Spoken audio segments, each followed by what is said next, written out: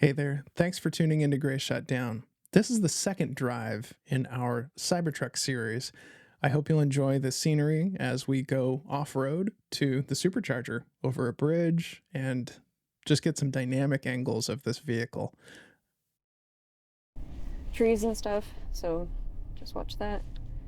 And then It'll be in the higher suspension, so it'll ride a little differently. Okay. Have you been like off-roading? In cow pastures and stuff. Okay. Not into like Jeep trails or anything. Once you get past 25, it takes you out of the very high into the high, which I believe is 12.5 clearance. Yeah, it looks like Well, that's kind of nice. It automatically does that, and it just adjusts it for you. Yeah. I don't know. I remember I grew up and my buddy had a 1973 Jeep that you had to get out and lock and unlock the wheels to get it to go off-road. You got these? Yeah. Really? Oh, yeah. Yeah, in the off-road mode, it goes by 0.5. Yeah. It's kind of interesting.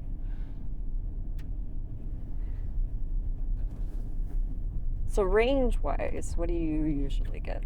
Like, I mean, mostly if I'm doing in town, I'm probably doing at the advertised or better. okay. On highway, I mean, I'm the guy that drives 84, Okay. you know, so I'm not getting as good a range as the people Yeah. that are cruising at 75, but Montana roads, I'm getting past at 84 quite frequently. Yeah, yeah. So I'm just kind of going with the flow of things, honestly. Yeah. So yeah, I mean, I probably don't get as good a range as some people that have less of a lead foot and a lead foot car society, but I think so far it's pretty good. I haven't done any significant towing or hauling yet. I was gonna ask. That was gonna be my next question. Yeah. I've helped my sister move to a new house and stuff. Filled the back probably a dozen times with stuff, and worked just as well as any other truck I've had in that regard.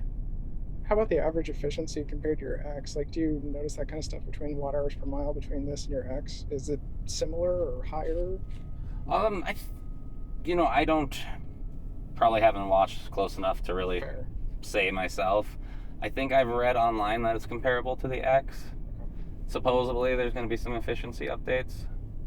I think the battery's not fully optimized yet because it's that dual architecture where it's like two 400 rather than like a single 800. Yeah. So you're like charging two batteries at once, kind of. Do you charge at home or? I mostly charge at home. I really only use superchargers when I'm road tripping. Okay.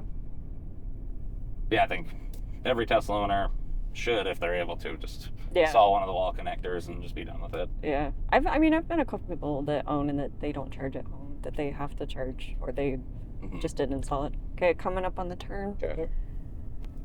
And remember, you've got the lines there. Yeah, got it. Yep.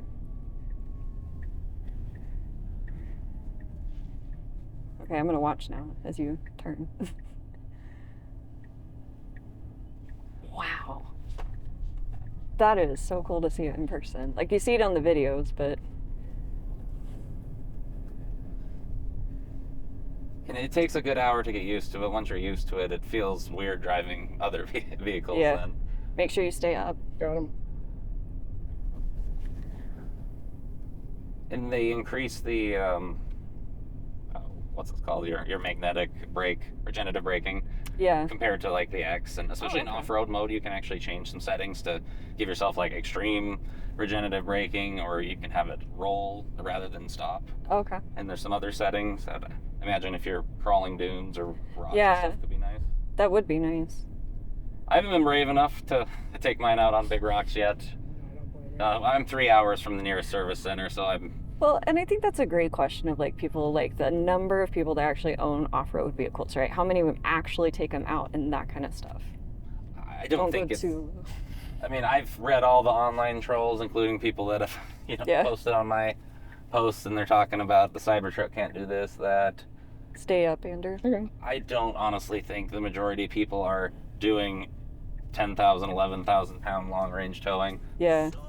I think the average person's doing a lot of pavement princessing, and even in construction, a lot of vehicles are just going from site and hauling stuff. And Well, and even then, I think honestly, they were smart in making the additional range be. So there are power lines above the chargers. Okay. We can sneak in, I think.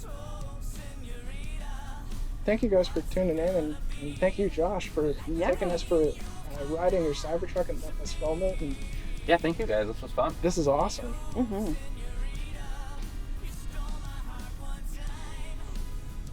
Do you guys think you got the footage you need? Oh, Because I can do either of those again. Oh, no. No.